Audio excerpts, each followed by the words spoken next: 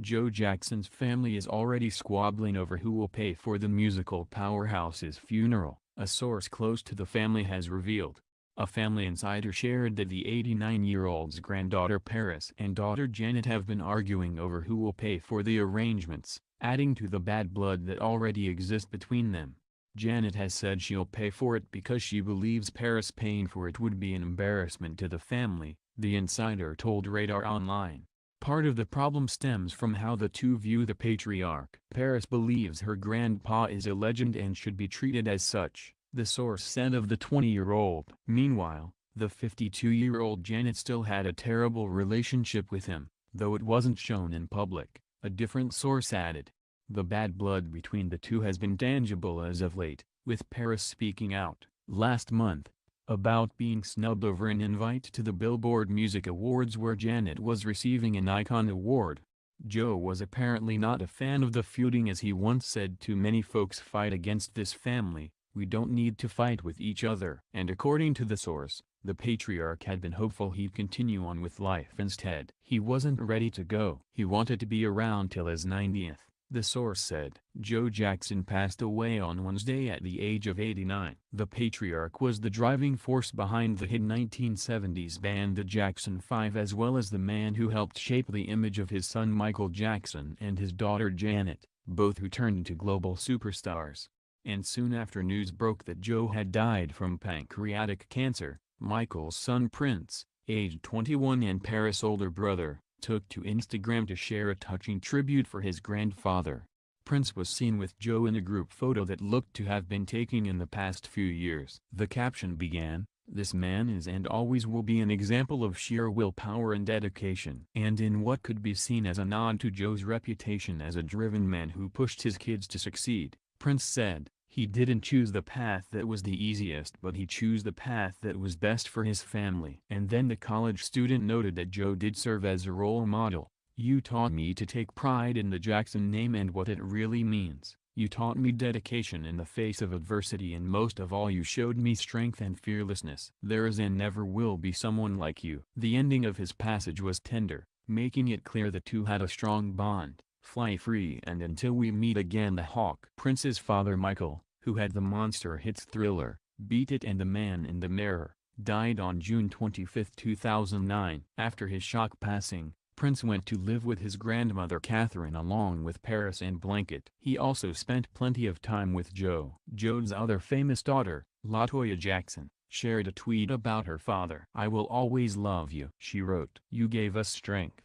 You made us one of the most famous families in the world. I am extremely appreciative of that. I will never forget our moments together and how you told me how much you cared." #RIP Joe Jackson. Joe's grandson, Josh Jackson, his father is Toriano Tito Jackson, hit out at Trolls Online. "Disgusted by some of the comments I'm reading about my grandpa Joe by those who didn't even know him," Todd wrote. "Please don't just regurgitate what you were spoon-fed by the press. Joe was loved by our entire family and our hearts are in pain. Let us grieve without the nastiness." #RIP the Hawk. A family source tells Daily Mail.com that Jackson, who had his wife Catherine by his side when he passed away, faded into unconsciousness on Tuesday. Catherine made the decision to move Jackson into hospice care over the weekend as his health began to rapidly decline. The patriarch of the Jackson family had voiced his desire to hold on through Monday, said the family source, which marked the 9th anniversary of his son's death.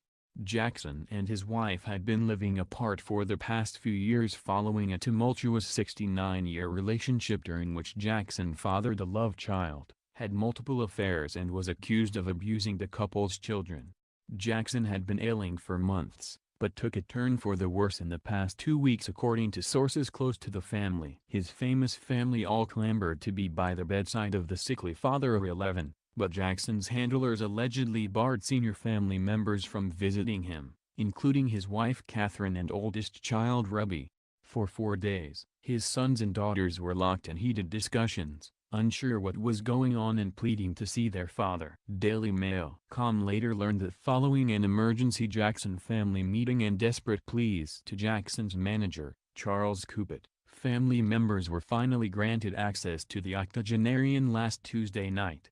It is understood that he suffered from a form of dementia and had suffered several strokes in recent years. Catherine, daughters Rebbe and Giovanni and granddaughter Yashi Brown were among those who visited with Jackson in his final days. At the same time, the Jackson family struggled to gain medical information about the dying man. A source close to Joe's daughter Janet confirmed that she too had been denied access to see her father in recent days. And Joe's other daughter Giovanni Jackson, the product of an extramarital affair, had also been barred from seeing her dad despite being very close to him and living nearby in Vegas, claimed the source.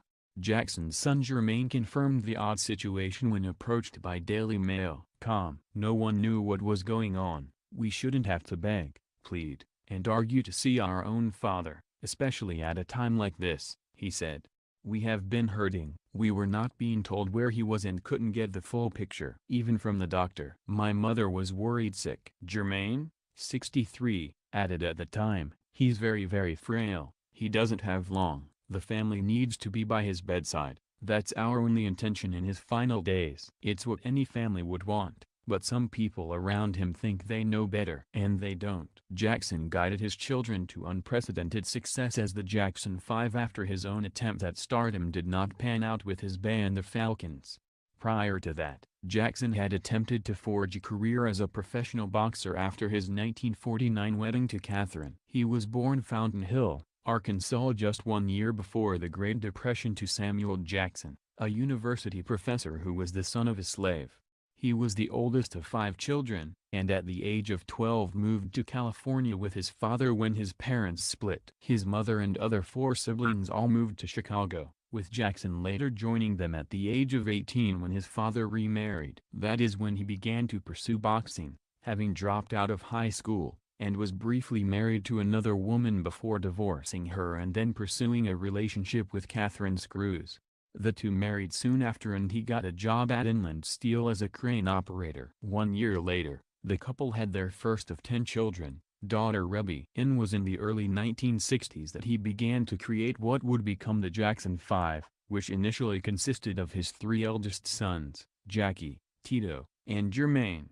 The boys were known as the Jackson brothers and forced to spend most of their free time practicing as Jackson demanded perfection. The group then became the Jackson 5 when Marlon and Micheal joined as backup singers. All that practice did pay off however, and the group found success on the road before drawing the attention of Gordon Keith, who released the group's first single in 1968 with Micheal as the lead singer.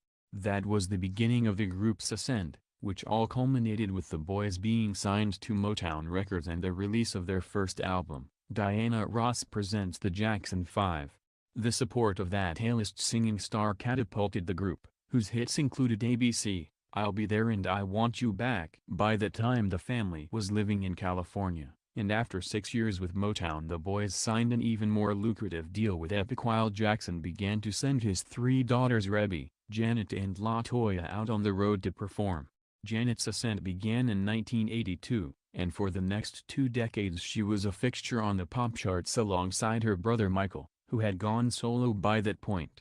At the same time, Jackson's reputation began to tarnish as details of his abhorrent behavior towards his children and extramarital affairs began to emerge. It was also revealed that Catherine had filed for divorce in 1973 because of her husband's infidelity but later withdrew those papers. 1 year later he welcomed his 11th child, Giovanni, with his mistress Cheryl Terrell. Jackson and Terrell went on to have a relationship for 25 years, and in 1982 Catherine once again filed for a divorce before once again deciding to opt out of the proceedings at the last second.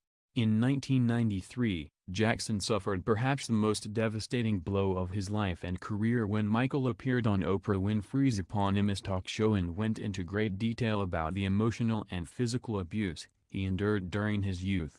That sit-down remains the most watched interview in television history, with 90 million people tuning in to hear the King of Pop speak openly for the first time in 14 years.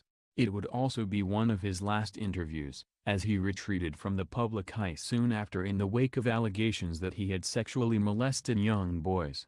Jackson, despite his son's comments to Winfrey, stood by Michael's side throughout the trials that followed, often accompanying Micheal to court.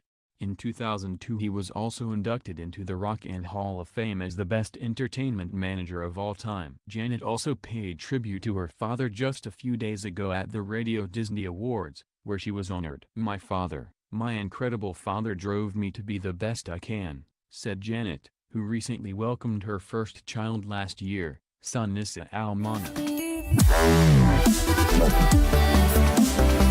Wow.